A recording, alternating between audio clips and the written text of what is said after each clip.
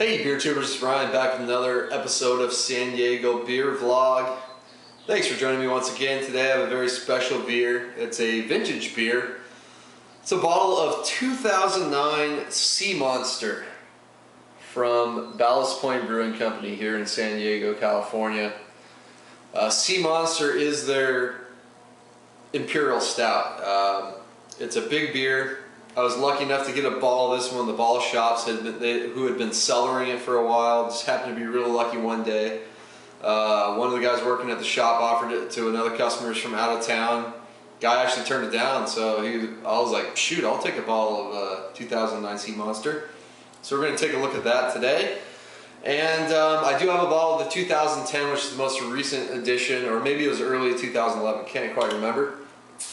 But I'm going to take a look at that as well the day after this one to see how they stack up. So I'm not going to do a vertical in one day, but we'll see how the two versions are going to differ a year or so apart, maybe even longer. I'm not entirely sure.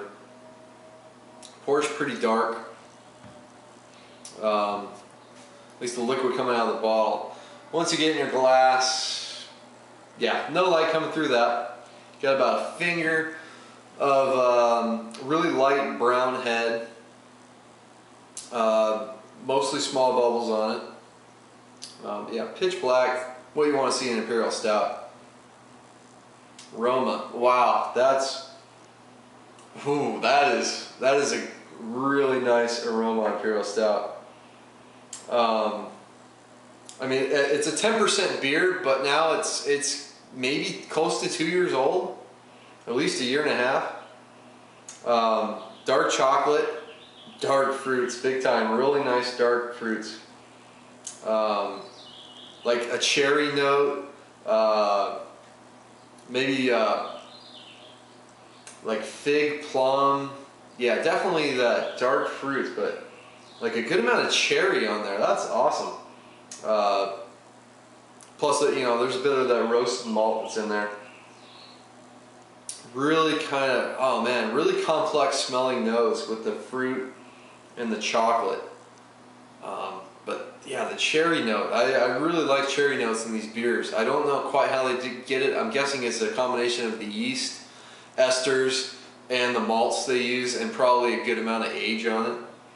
You can definitely see the alcohol legs right on the side of the glass. So this is going to be a treat, I think. So I'm ready to dig in. Cheers.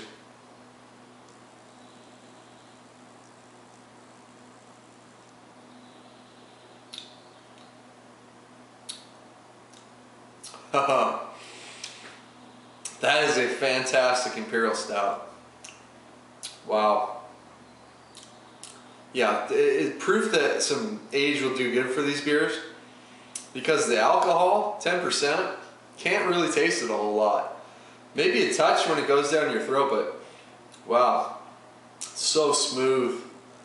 The flavors follow the nose quite a bit.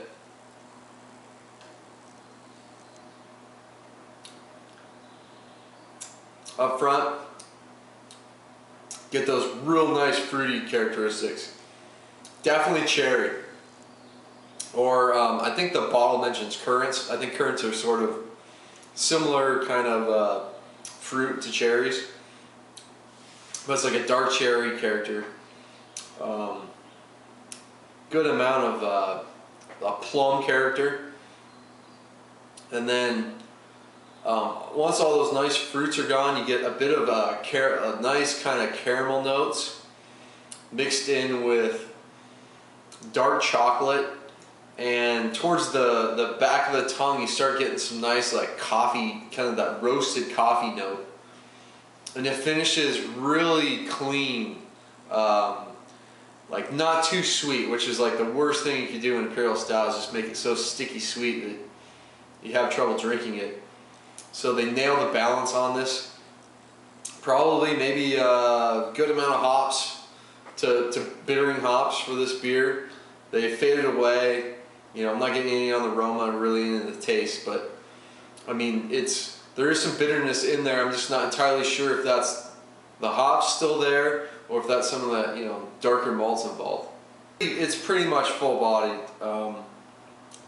Not as sticky as some Imperial Stouts, but it does coat your mouth quite a bit.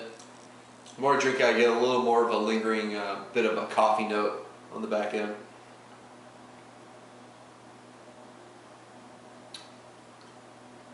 But that cherry note is kind of what makes this Imperial Stout for me. Because they're not using cherries in this beer. This is all just hops, malted barley, yeast, and water. And I love how you can do that and just nice, smooth, kind of dark chocolate. Some Imperial Stouts can be overly roasty, kind of have a bit of a, you know, burnt character. This one doesn't go too far in that kind of smoky burnt notes. Good complexity as well. So really enjoying this finished bottle of Ballast Point Sea Monster.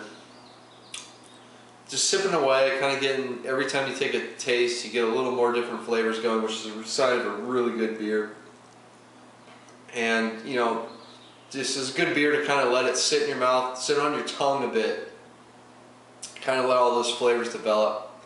When you do that, you do get a touch more alcohol in the taste, but the flavors of the beer are gonna, you know, push that way to the background. And the finish becomes a little more like a toffee coffee, kind of not quite into like mocha range, because there is a bit of dark chocolate in there. It doesn't quite go mocha on you, but some nice kind of toffee coffee notes. Just big fruit character on this one. So that's gonna do it. I mean, I think I can say about all I can on this beer. I'd probably sit here and pick out some more things that, you know, take me a while to get through, but it's going to be an A for Ballast Point's Sea Monster Imperial Stout.